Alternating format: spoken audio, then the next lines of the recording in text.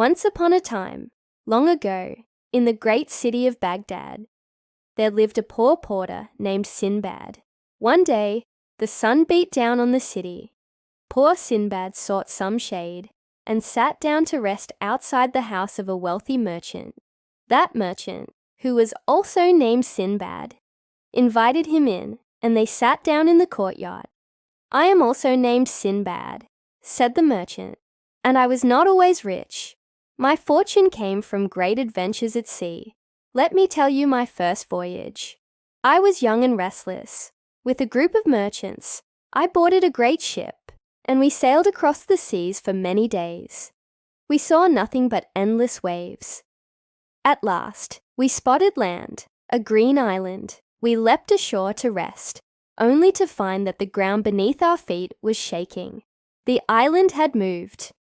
To our horror, it was no island at all, but the back of a giant whale.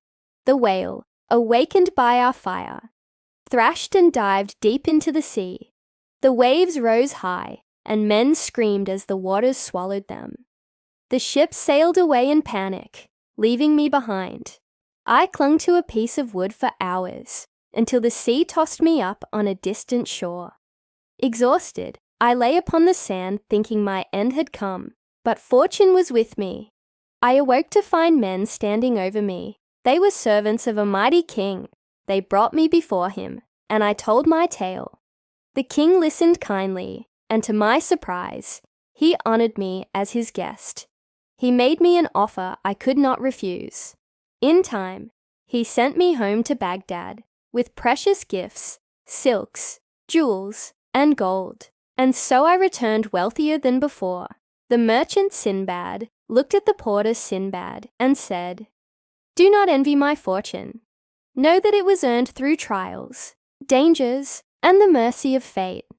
Then he gave the poor porter a bag of gold, saying, "Share in my fortune. Life's gifts are best when shared." And so Sailor Sinbad and Porter Sinbad became friends. This is the first voyage of how Sailor Sinbad get wealthy. Let's go to second voyage. Thanks for watching.